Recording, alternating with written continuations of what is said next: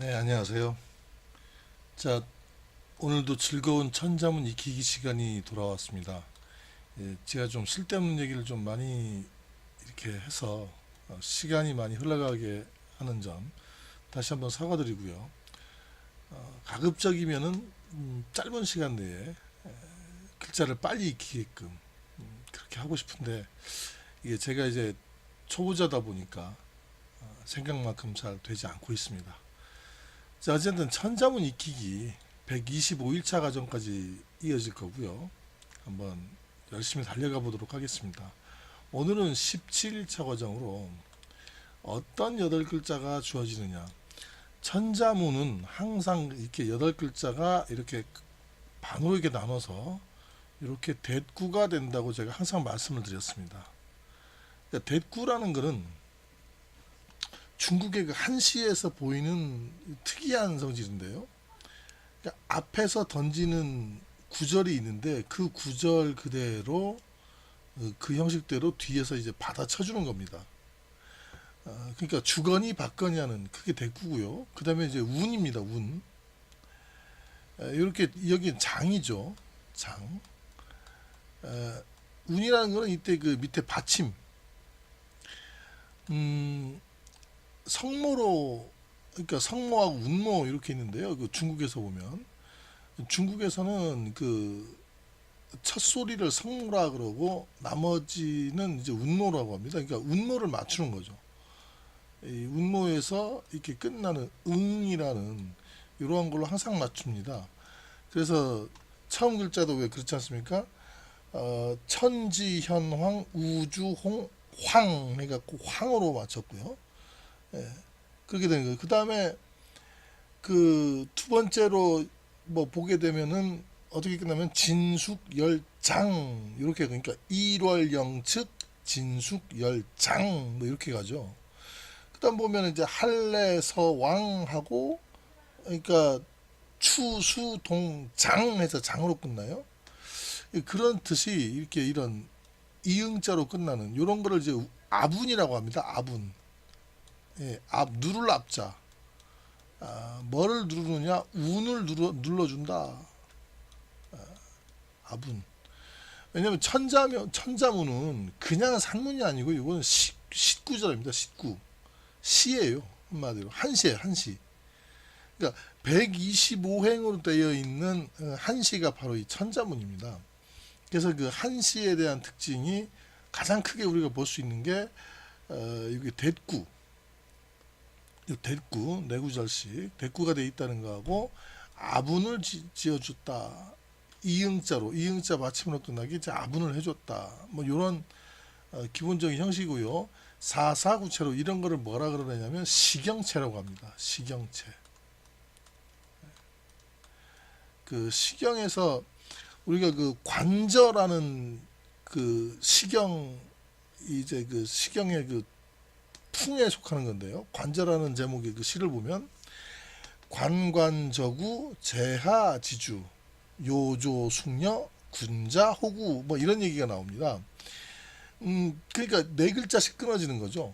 그러니까 관관저구 제하지 관관우는 물소리는 제하지주 짜 어디에 있느냐 어디에 있느냐 하지주에 있다. 그 황하의 삼각주에 그러니까 황하유역에서 있다. 그런 물수리가 그런 얘기죠. 요조 숙녀 군자 호구 이렇게 네 글자씩 끊어지거든요. 요조 숙녀는 군자의 호구다. 좋은 짝이다. 뭐 이런 얘기겠죠. 그런 식으로 이게 시경체도 마찬가지로 앞에 네 글자 뒤에 네 글자 이렇게 대꾸로 가거든요. 그러니까 또 그 아분이 어느 정도 주어져요. 시경에도 그러니까 그 시경체를 그대로 갖다 이게 쓴 게 바로 천자문이 되겠습니다. 이게 이제 이런 시경체가 그 위진남북조 가면 조조가 쓰는 그 단가행이라는 것도 보면요.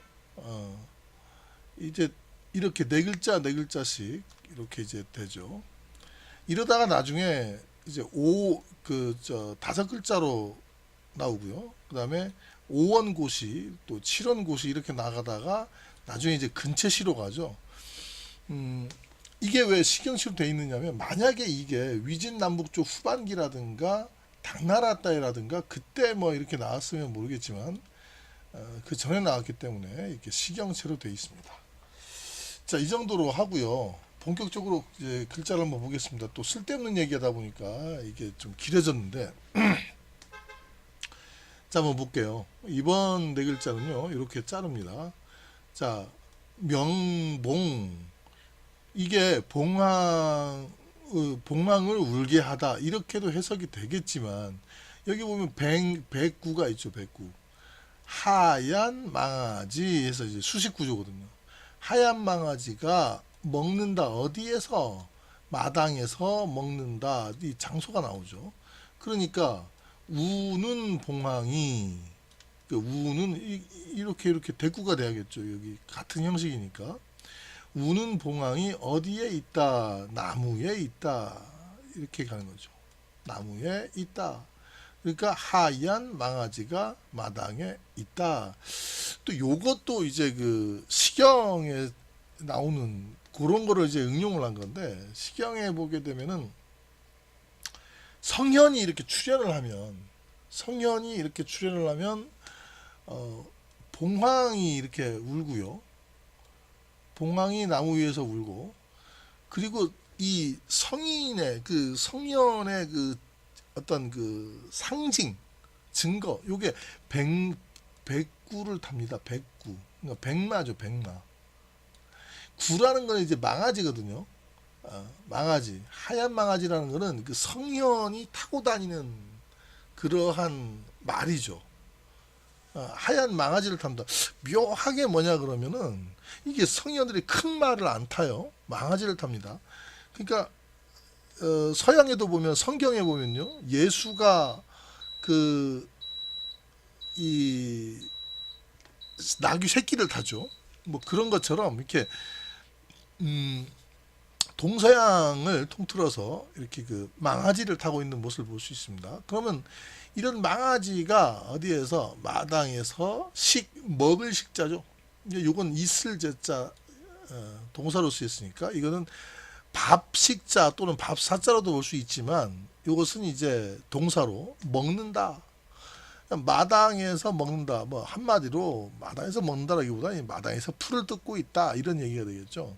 그러니까 성현이 출연한 성현이 출연하면 뭐 태평성대가 되겠죠. 왕의 입장에서 보면 그러한 것을 이제 나타내고 있는 네 글자가 되겠습니다. 즉 우는 봉황이 나무에 있다라고 딱 던져주니까 그 받는 사람이 대꾸를 받아야 되는데 우는 봉황도 이게 성현이 그 성인이 출연하는 거잖아요. 그러니까 우는 봉황하고 이 대꾸를 받는 백구를 딱 받는 거죠. 백구는 그럼 마당에서 불을 뜯고 있네. 이렇게 가는 거죠.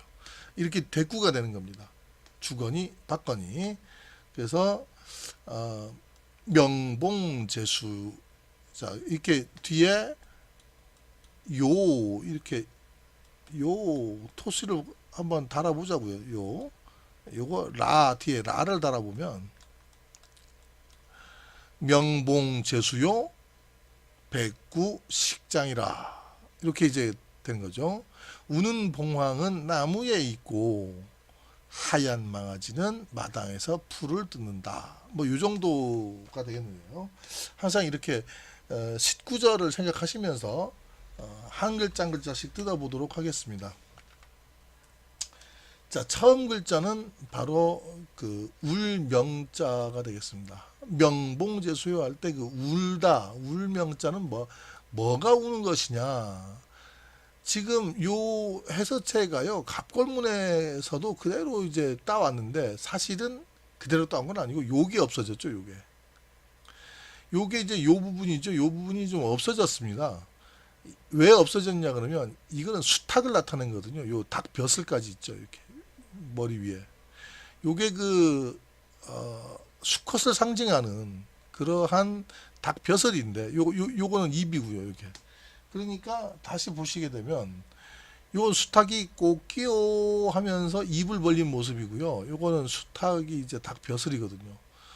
그러니까 수탉이 꼬끼요 하면서 이제 울고 있는 그렇게 이 소리를 내고 있다 해서 이제 입구자가 났고요. 그렇게 소리를 내고 있는 모습입니다. 그래서 울명자인데 나중에 이제 가면서 왜 닭만 우느냐, 모든 새가 다 울지 않느냐, 그렇게 해서 얘를 없앱니다. 얘를 없애요. 그러면 얘만 남겠죠. 얘만 남으니까 해서에는 그냥 이렇게 이런 식으로 다리까지 그려주고 세조자가 된 거죠. 그래서 이제 입구자하고 세조자 합쳐서 울명자가 만들어지게 됐습니다. 자, 울명자였습니다. 자, 그러면 다음 글자 보도록 할게요. 봉쇄봉자입니다. 봉쇄라는 거는요, 이 봉자는 봉황이라는 글자, 이 이게 이제 임금 황자인데, 뭐 이런 게 이제 여기 있다 생각하시면 되겠죠. 그러면 이 봉황을 한 글자로 줄이면 이 봉으로 줄여요. 이 봉은 수컷, 황은 암컷인데 그 암수를 다 포함해서 이렇게 봉으로 상징하죠. 즉 봉쇄라는 거죠. 봉쇄는 봉황을 나타내는 건데, 봉황이 뭐냐? 상상의 동물이죠. 이런 것도 공작의 깃털이라든가 이런 닭벼슬이라든가 머리라든가 이런 전부 다 이제 붙인 건데, 봉황이 날아다녔다. 성스러운 조짐이죠. 그러한 봉쇄는 어떻게 되느냐? 이제 벼슬은 요렇게 그리고요. 요거는 이제 입 벌린 거고, 다리고, 이 깃털, 공작의 깃털은 이런 식으로 아주 화려하다 해서 양쪽으로 이렇게 표현을 했습니다. 그렇게 이렇게 갑골문으로 표현을 하던 것이 이 화려한 깃털이 날개를 받으려면 이제 바람을 받아야겠죠. 바람 타고 이제 봉황이 날아가겠죠. 그래서 이 나중엔 요거는 이제 무릎범자인데, 이렇게 해서 무릎범자죠. 바람 타고 돛이 펼쳐진 모습인데, 근데 요게 바람을 탄다는 얘기가 있어요. 그래서 나중에 여기에서 바람 풍자가 나오거든요. 이렇게 바람 풍자가 나온다는 것도 여기에서 나가는 겁니다. 그럼 여기 점 찍어진 거를 위로 이렇게 올리면, 이렇게 올리면요, 요거를 뭐냐 그러면 새로 본 거죠. 요 위에 거 닭볕을 제외하면은 여기만 보면 새라고 방금 제가 말씀드렸죠. 그러면 여기에 그냥 새만 이렇게 그려주는 거예요. 새조자를 이렇게. 예. 이렇게 그려주면은 봉쇄봉자가 되겠습니다. 이것은 봉황새를 나타내며, 봉황새는 상상 속에 있는 동물로 아주 성스러운 새고, 또 성스러운 조짐이 있을 때 나타난다는 얘기가 있고요. 성현이 출현하든가 아주 성군이 출현할 때 이렇게 봉황새를 나타내게 됩니다. 그러면 이게 봉황음이라는 그 소리도 있어요. 근데 이게 그러면 명봉이다 그러면 우는 봉황이다 해서 가만히 있는 봉황이 아니고 봉황이 소리를 지르는 그런 걸 나타내겠죠. 자, 명봉이 어디에 있다? 자, 있을 제자 보겠습니다. 자, 얘는 이런 모습이에요. 땅에 요게 땅이거든요. 땅에 이렇게 뿌리를 박습니다. 그리고 여기에 뿌리를 박은 새싹이 올라와요. 이렇게. 근데 이 글자는 뭐냐 그러면요, 이 글자는 이렇게 됩니다. 해서로 이렇게 표현이 돼요. 제주 제자죠. 제주라는 것은 이 땅에서 이렇게 식물을 올라오게 하는 제주죠. 이게 왜 제주냐 그러면요, 정말 이제 곽탁타전이라고 이렇게 우리 이제 산문에도 있는데, 그러니까 식물을 키운다는 것이 상당히 큰 제주죠. 굉장히 큰 제주였습니다. 그래서 이게 제주라는 뜻으로 쓰이다 보니까, 아니 이게 원래 이런 식물이 땅에 있다는 거다. 왜 존재하다라는 거거든요. 존재하다. 존재하다는 뜻은 없어지고 제주라는 뜻으로 쓰이다 보니까 그럼 제주라는 거에 흙에 존재하는 것이다. 흙에. 그래서 흑도자를 더 추가를 해갖고 존재하다는 뜻을 만들었습니다. 그러니까 만들다 보니까 제주제자는 이런 식으로 표시가 되겠고 이렇게 해서 얘도 표시를 해야겠죠. 그러니까 이 정도 이렇게 제주제자. 사실은 근데 요런 글인데 이것이 뭐 이런 식으로 표현이 된 거죠. 그리고 흑토자. 그러니까 식물은 흙에 존재하고 있다 이런 뜻이 되겠습니다. 그 다음 가볼게요. 있을 제자였습니다. 나무 숫자입니다. 나무 숫자도 이렇게 참 세울 주자인데요. 원래 이게 세울 주자입니다. 세우다 할 때 이게 세울 주자. 발음으로 쓰인 거죠. 발음으로 이렇게 쓰인 건데 사실은 요거 자체가 또 나무로 쓰였습니다. 그러니까 이게 나중에 세우다라는 말로 계속 쓰이니까 나무목이라는 거를 추가를 해서 이 나무라는 뜻이다 해서 나무 숫자를 또 만든 거죠. 원래는 이게 세우다라는 뜻과 나무라는 뜻으로 같이 쓰였는데 요 밑에 것은 요 화분 그릇을 얘기하는 거고요. 요거는 이제 조그마한 나무 묘목이고 이거 손입니다. 이 손으로 이러한 이건 뭡니까? 제사를 지낼 때 옆에 이렇게 항상 나무라는 거는요. 나중에 여러분들이 자리 위 저번에도 했죠. 자리 위자. 이 사람이 이게 어디에 서 있는 거냐 그러면 자기 자리예요. 자기 자리가 왕이 서 있는 자리가 있고 다 순서대로 서 있는 자리가 있거든요. 그게 조선시대 때까지 그 풍습이 내려오게 됩니다. 조선시대도 소중화라 그래갖고 중국의 고대부터 있던 많은 예법들을 따랐거든요. 그래서 나중에는 중국인들이 배우러 옵니다. 이렇게 성균관이라든가 이런 데 와서 이제 예법도 배우고 가고 그러는데 그만큼 중국에 있는 많은 풍습들을 이제 조선시대에서 많이 지켰다는 거죠. 그래서 조선시대 때까지 이렇게 나무를 기준으로 서 있는 모습을 볼 수 있는데 그만큼 이렇게 제사를 지내든가 혹은 일반 조회를 집전할 때도 이게 나무가 굉장히 중요합니다. 근데 아주 고대 성동기 시절에는 정말로 큰 나무가 있는 그 앞에서 했다 그러면 나중에 실내로 오면서 이런 화분에 나무를 심겠죠. 그래서 이게 나무를 똑바로 이게 비틀어지면 안 되잖아요. 똑바로 올라가게 하는 그런 사람 손을 이렇게 가서 그런 모습이었는데 그래서 세울 주자였는데 나중에 가서 나무 목을 추가해서 나무라는 뜻으로 이렇게 쓰이게 됩니다. 그러면 나무목과 나무수가 다른 점이 뭐냐면 나무목은 자연적인 나무를 얘기하고 수는 인간이 심어서 이렇게 키우는 그런 걸 얘기하죠. 그래서 감귤나무 같은 경우에 사람이 직접 이렇게 심어서 가지치기 하는 거죠. 그래서 이 감귤나무의 형태를 목형이라고 안 하고 수형이라고 합니다. 수형이 좋아야 된다. 이런 얘기가 있죠. 자, 그러면은 네 글자를 읽어보도록 하겠습니다. 울명 봉쇄봉 있을제 나무수. 한 번 더 갑니다. 울명 봉쇄봉 있을제 나무수.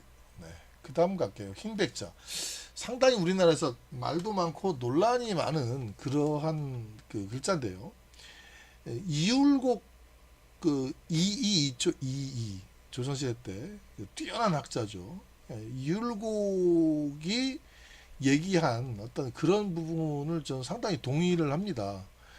그러니까 이게 우리는 흔히 그냥 훈장 선생들이라든가 지금도 수많은 책 저한테도 이제 문자학 책들이 굉장히 많은데요. 대학원 다닐 때 제가 문자학을 좀 몇 년간 이렇게 교수님과 같이 깊이 공부한 적이 있었고 논문 발표도 이제 또 여럿이 많이 한 적이 있었기 때문에 그때도 보면은 이거를 이제 어떤 도정한 벽시다. 그러니까 이게 이 쌀알이 도정하면 하얗게 되잖아요. 뭐 그런 걸 얘기하는 거다. 이런 사람도 있고요. 교수님 중에. 또 이게 뭐 밥그릇에 있는 하얀 쌀밥이다. 이런 사람도 있는데, 그 이율곡은 어떤 얘기를 하냐면, 이게 밝게 빛나는 모습이다. 그런 얘기를 해요. 그러니까 얘는 이제 이 촛불이죠. 촛불의 그 심지가 이제 불타고 있는 이런 모습을 그거만 간추린 것이다. 그래서 이제 밝게 빛나다. 그럼 이 불을 켜는 건 언제 켜겠습니까? 이 제사할 때 켜겠죠. 제사할 때, 제사는 우리가 이제 제사할 때 뭐냐 그러면 항상 제사의 모든 이 의식 중에서 말을 하는 것이 굉장히 중요합니다. 고하는 거죠. 유세차, 모년, 모일, 뭐 이렇게 삼가 누구는 이렇게 한복하고 있습니다. 뭐 그렇게인데, 그래서 여기는 이제 말하다는 뜻도 있어요. 제사에 관련된 거기 때문에. 그래서 주인 백 그러면요, 주인이 흰색이다라는 얘기가 아니고 주인이 말한다. 근데 이게 밝히다, 불이잖아요. 촛불이잖아요. 그러니까 밝힌다라는 얘기가 있어요. 그러니까 주인 백 그러면은 내가 말한다는 뜻이라기보다 더 정확하게는요, 내가 밝힌다 이 말이에요. 밝힌다. 내가 밝히노니 여기 개조심해라.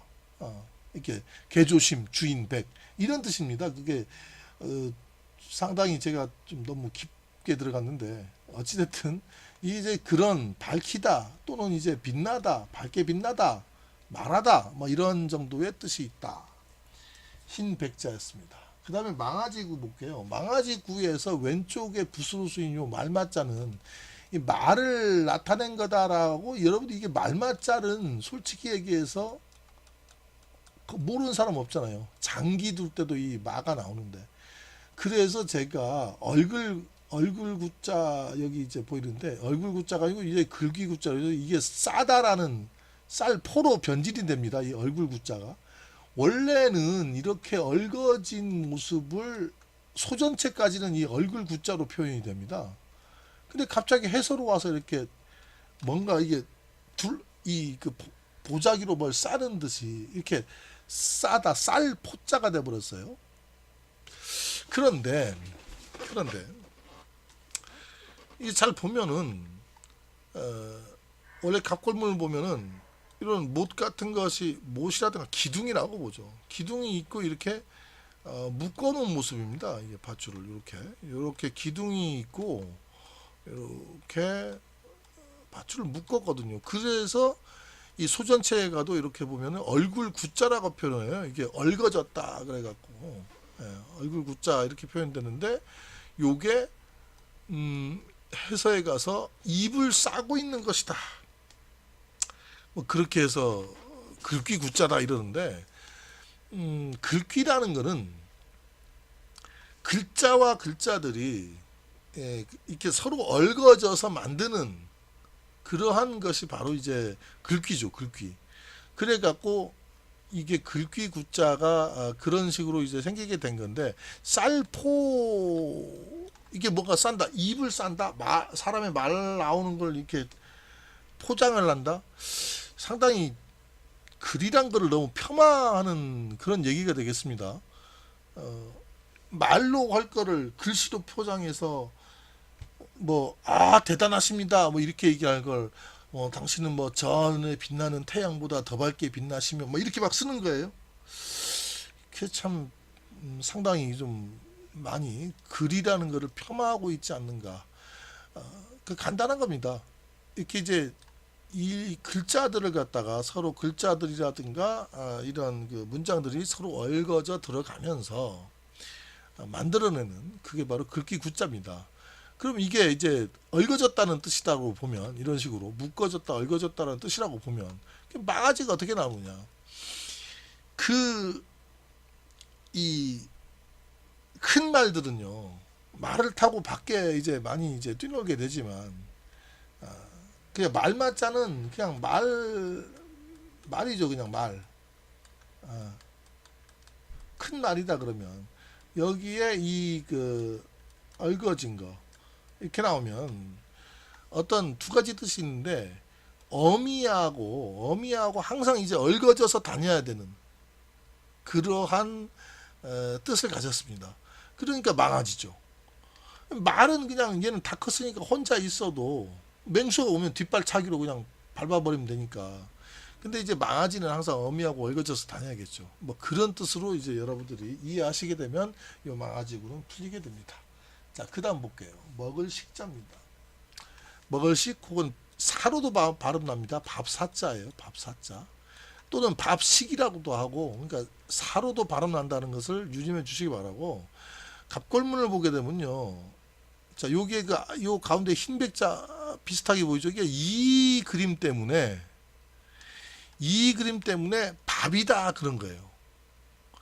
근데 이게 요것이 요게 밥이고요. 요거는 그릇이죠. 요 밑에 끝까지 그릇 받침까지. 그러니까 우리는 지금 이런 밥그릇을 먹고 있으니까 밑에 이런 게 없잖아요. 받침이. 그런데 예전에 사람들은 다 이렇게 받침 있는 걸로 먹었죠. 또 술잔은 이렇게 다리가 세 개 있는 이런 걸로 이제 술이라든가 물을 마셨고요. 그게 다 유물로 이제 나오고 있습니다. 아, 그럼 뭐 일반 서민들은 뭐 이런 걸로 쓰지 않았느냐? 빗살무늬 톡이나 이런 걸로. 근데 이런 서민들은 글자 문자 생활을 영위를 안 했죠. 적어도 이 정도의 문자 생활을 영위하고 그 갑골에 이렇게 글을 새겨 넣을 정도 계급이 되려면은 그 사회의 지배층이죠. 지배층이 쓰던 그릇은 이런 그릇이었습니다. 이런 그릇에 밥이 이렇게 있다고 봐야지 어떤 요것이 이제 밥그릇에 밥이 있는 거다. 뭐 이게 흰백자다. 그래서 하얀 쌀밥을 얘기하는 거다. 요거는 좀 아닌 것 같은. 지금 시대라면은 뭐 이 말이 맞을 수도 있겠지만 또 쓸데없는 얘기합니다. 자, 그리고 위에는요, 요거는요 뚜껑입니다. 뚜껑. 얘는 뭡니까? 모락모락 김이 나는 거죠. 여기 김 나는 게 좀 생략이 됐는데 뚜껑이고 이게 밥이고 모락모락 김이 나는 모습이다. 그래서 먹을 식자는 바로 이렇게 밥이 있고 모락모락 김이 오르는 밥을 이렇게 그 뚜껑을 갖다가 그 바로 열었을. 그러니까 이게 뚜껑이 그냥 닫힌 채로 있으면 요 모락모락 김 나는 게 없겠죠. 근데 뚜껑을 연 거예요. 왜? 밥 먹으려고. 그래서 이게 먹을 식자가 되는 겁니다. 먹는다. 혹은 이런 밥 자체를 가리키는 밥사라는 것도 쓰인다. 그렇게 생각하시면 되겠습니다. 자, 그 다음 마지막 글자 보겠습니다. 마당장자죠. 요걸 때 볼까요? 요게 변양자로 제가 저번에도 계속 말씀을 드렸습니다. 변양자는 이렇게 재단이 있고요. 재단. 태양이 있다. 그러니까 태양이 재단을 향해 내리쬐고 있는 모습이다. 그렇기 때문에 이것이 이제 따뜻하다. 뜨겁다. 뭐 이런 뜻을 나타내는 거였다. 제가 이제 그렇게 말씀드렸는데 그럼 왜 태양 앞에 이렇게 재단이 있을까요? 그것도 생각해 봐야 돼요. 이집트뿐만이 아니고 고대 그리스 그 아폴론 신전, 델포이 신전 또 뭐 어디든 우리나라도 마찬가지고 이게 이 아프리카 원주민도 마찬가지입니다. 이 태양을 숭배하는 태양 숭배 사상은 어디든 있어요. 그래서 지금 그 항상 이 머리에 사람이 이렇게 머리 이렇게 앉았던 이제 이렇게 손을 포개고 이게 머리로 앉았다 그러면 항상 우리 후광을 이렇게 만들어 놓죠. 오로라 딱 뜨게. 이게 자체도 이제 태양 숭배 사상이 좀 남아 있는 거거든요. 제 머리 뒤에 오라 없습니까? 그러니까 태양신을 숭배하던 그러한 사상이 바로 이 태양 앞에 재단으로 이게 남아 있는데 이렇게 변양자거든요. 이게 햇볕 할 때 변양자인데 그러면 이게 흑토가 붙이면서 마당장이 됐는데 이거는 이제 제사를 드리는 장소를 얘기하는 거예요. 그러니까 마당장은 어떠한 장소다 이런 뜻이 있어요. 어떠한 마당이다 뭐 이런 물론 한 마당 두 마당 할 때도 이 장이란 걸 씁니다. 근데 마당이란 뜻보다는 어떠한 장소다. 즉 이 제사를 드리는 제단을 쌓는 그러한 장소를 장이라 그런다. 그래서 마당장이라기보다는 장소장으로 여러분들이 이제 외워주시는 것이 나중에 해석하기도 굉장히 편하십니다. 그것이 이제 마당이 될 수도 있겠죠. 왜냐하면 내 집에 이렇게 제단을 갖춰놓고 태양이 딱 하늘 위에 12시 방향 올 때 가서 제사를 드리겠다 그러면 그게 마당이 될 수도 있겠죠. 예전에 귀족들은 그랬으니까. 그래서 이제 마당장이다 했는데 원래는 이게 장소라는 뜻이다. 그렇게 생각하시면 되겠습니다. 자, 네 글자를 한번 읽어보도록 하겠습니다. 흰백 망아지구 먹을식 마당장. 한 번 더 읽습니다. 흰백 망아지구 먹을식 마당장. 네, 이렇게 해서 17차 강의가 끝났는데요. 이게 여러분들이 오늘부터는 제가 이렇게 써놓고 있는데 항상 이 오늘 배운 8글자 자, 우는 봉황, 명봉이 나무에 있고 제수고 하얀 망아지가 백구가 마당에서 풀을 뜯는다. 백구 식장이라. 그래서 명봉 이게 명봉 제수 백구 식장 이렇게 이게 읽어야겠죠. 그 다음에 명봉 제수요 백구 식장이라 이렇게 읽겠죠. 그러니까 명봉이 제수요 백구가 식장이라 이렇게 읽겠죠. 다시 한번요. 명봉이 제수요 백구 식장이라. 백구는 식장이라. 이렇게 하다 보면 나중에 약간 운을 넣으면 명봉이 제수요 백구는 식장이라. 명봉이 제수요 백구는 식장이라. 그러면 좀 느리게 명봉이 제수요 백구는 식장이라. 이렇게 하다 보면요. 명봉이 제수요 백구는 식장이라. 명봉이 제수요 백구는 식장이라. 뭐 이런 식으로 하다 보면은 이런 글귀가 머리에 확확 들어옵니다. 이게 이제 조상들이 이렇게 가르쳐준 소중한 그 문화 유산이 되겠죠. 자, 또 쓸데없는 얘기를 하네요. 자, 이렇게 해서 17차 강의가 끝나게 되겠습니다. 여러분들 고생하셨고요. 그 다음에 18일차 강의에 뵙겠습니다. 감사합니다.